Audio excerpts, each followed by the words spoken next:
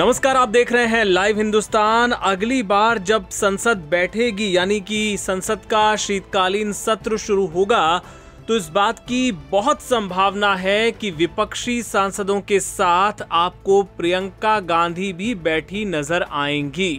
राहुल गांधी के इर्द गिर्द हो सकता है आपको प्रियंका भी नजर आए। ऐसा इसलिए क्योंकि वायनाड में हो गया है उपचुनाव का ऐलान और प्रियंका वहां से चुनाव लड़ने वाली हैं। इस बात का ऐलान कांग्रेस पार्टी की तरफ से पहले ही कर दिया गया था। मंगलवार को चुनाव आयोग ने महाराष्ट्र और झारखंड विधानसभा चुनाव की तारीखों का ऐलान तो किया ही, साथ में 15 राज्यों की 47 विधानसभा सीटों और केरल की वायनाड लोकसभा सीट के लिए उपचुनाव की तारीख का ऐलान भी कर दिया गया।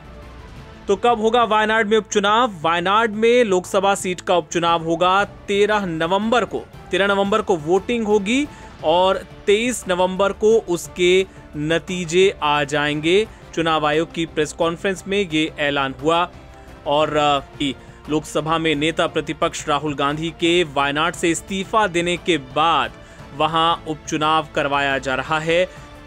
लोकसभा चुनाव 2024 में राहुल गांधी 2 सीटों से चुनाव लड़े थे, केरल की वायनाड और उत्तर प्रदेश की रायबरेली। दोनों ही सीटों पर उन्होंने जीत दर्ज की थी और जीतने के बाद काफी मंथन करने के बाद उन्होंने वायनाड सीट छोड़ने का फैसला किया था, लेकिन साथ ही ये भी अनाउंस कर दिया था, इस बात का ऐलान भी कर दिया था कि उनकी बहन प्रियंका इस संसदीय सीट को अब संभालेंगी।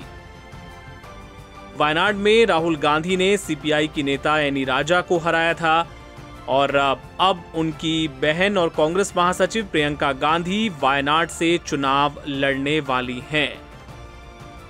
तो प्रियंका गांधी अपने चुनावी डेब्यू के लिए पूरी तरह तैयार हैं और साथ ही तैयार हैं अमेठी के सांसद किशोरी लाल शर्मा। आपको याद होगा किस तरह प्रियंका गांधी ने अमेठी और रायबरेली में दिन रात एक कर दिया था। राहुल गांधी और किशोरी लाल शर्मा को चुनाव जिताने के लिए लगातार उन्होंने प्रचार किया था, कई सभाएं ली थी, नुक्कड़ सभाएं, छोटी छोटी सभाएं लेकर माहौल बनाया था और उसी का ये नतीजा रहा कि अमेठी में जहां स्मृति ईरानी को हराकर किशोरी लाल शर्मा कांग्रेस सांसद के रूप में चुनकर आए, तो वहीं रायबरेली में भी राहुल गांधी ने अच्छी जीत, बड़ी जीत दर्ज की। और अब किशोरी लाल शर्मा कह रहे हैं कि प्रियंका को जिताने के लिए वो खुद वायनाड जाएंगे, कई कार्यकर्ता जाएंगे, वहां पर जाकर प्रियंका का चुनाव प्रचार संभालेंगे और ये सुनिश्चित करेंगे कि प्रियंका गांधी वहां से बड़ी जीत दर्ज करें। केरल के जो इंचार्जेस हैं हमारे आईसीसी के, वो तय करेंगे, क्योंकि मैं अमेठी से हूँ, प्रियंका जी का जुड़ाव अमेठी, रायबरेली और यूपी से रहा है, तो वहाँ के बहुत से कार्यकर्ता, हमारे लीडर, उनके इलेक्शन में पार्टिसिपेट करना चाहते हैं। ठीक है, तो निश्चित रूप से जाएंगे भी, तो और मैं खुद भी चाहता हूँ कि मैं उस इलेक्शन का हिस्सा रहूँ। आपको बता दें कि जो चुनावी पंडित हैं वो भी ये बात कह रहे हैं कि वायनाड से प्रियंका गांधी को जीतने में कोई परेशानी नहीं होनी चाहिए। जिस तरह से वहां राहुल गांधी जीतते रहे हैं और उनका एक जनाधार वहां पर है, उसके आधार पर यह माना जा रहा है कि प्रियंका यहां से आसानी से चुनाव जीत जाएंगी।